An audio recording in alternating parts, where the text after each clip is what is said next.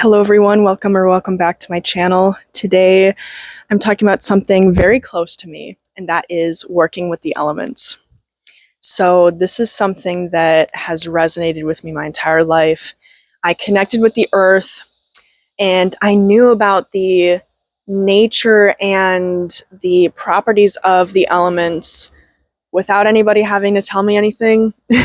And again, no books, no mentors, no anything. I say that a lot in my videos because it's true. I mean, I grew up very American middle class that was very 3D, so it's like like I didn't have access to anything so otherworldly, I guess. But I had all these feelings that I couldn't explain, and I just did stuff without any instruction. So I am going to be talking about the elements. I'm going to be going through all 4 of them. And I need to say too that it is a way for us to connect to the earth and empower spells if we choose. Their nature also comes out in astrology. So if you're somebody who's into astrology, into like personalities and like properties and traits and things, those had to come from somewhere. They came from the nature of these elements. So let's get right into it. We're going to start with fire, because that's one that I have a very significant past life attached to fire, and I have some crazy stories from this current life as well. So fire is masculine, and it is associated with south, the direction south. It can be as small as a spark and as big as a volcanic eruption. And it represents helicopter. I just saw it fly over. Okay. Anyway, okay. Fire represents courage and passion and rage, creativity, rebirth, transformation, and enlightenment, you guys. And a way that you can connect with fire is to dance, to do and practice manifestation, to get into what I like to call a bonfire trance or a campfire trance. So a type of scrying that indigenous people have used throughout history is smoke scrying from fires. And so literally seeing the images that show up as the smoke is leaving the flames, and interpreting what it could mean based on the symbols and shapes that are shown. You can do that too.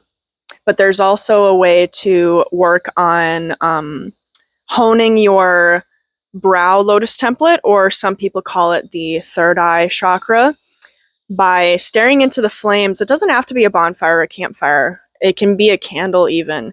But staring into it and kind of letting your vision get fuzzy and seeing what shows up for you. That's a really cool practice. And then cooking and activities of passion. Let go of what no longer serves you. That is a good way to engage with fire. Finish a project that you've been working on. Sunbathe and reflect on your purpose. That is fire. And so now let's get into water, which is arguably the opposite of fire. It is a feminine element associated with the West. It can be as gentle as a mist in the air or as vicious as a tsunami.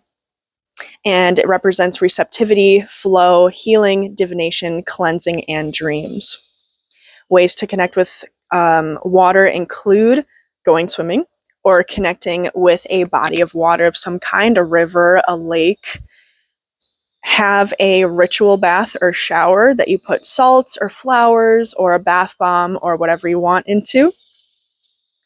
Moon bathing, so going outside at night and the vibes. Write down and interpret your dreams, having a dream journal. Cleanse yourself or your space physically or energetically, engaging in those practices and modalities. Divination involving water, like water scrying. So having a bowl whether it's like a crystal bowl or a plain black bowl or some kind of bowl you can gaze into and let your vision go fuzzy, kind of like the candle flame, remember? And seeing what shows up for you.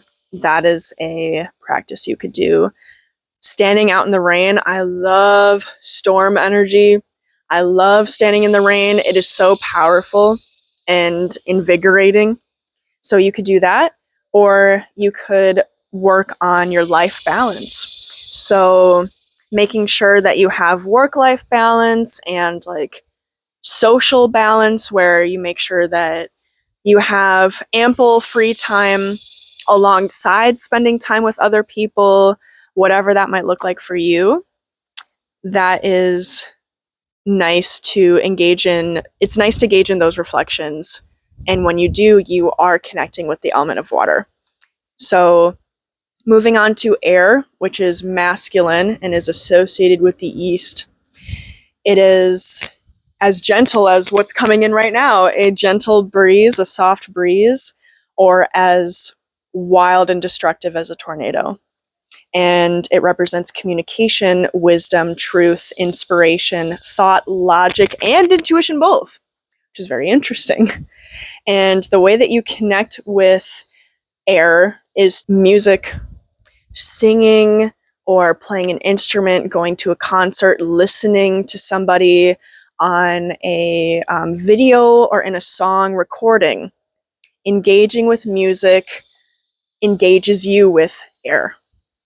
And so another thing you can do is to speak your truth, listen to the wind in your environment, standing on a hill or standing still in a forest.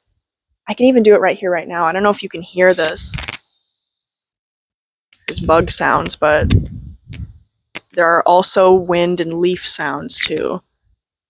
Ooh, and I hear somebody's wind chime in the neighbor's yard. So standing and listening to how air affects there's like a beautiful bird sound. There's so many sounds right now. Wow. It's beautiful. See, it's so inspiring and it's so energizing to witness nature.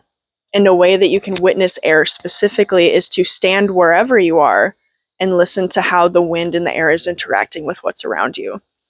And so another thing you can do is to journal, to make a life vision board. You know, air is all about, so like with water and life balance, that's more current time stuff.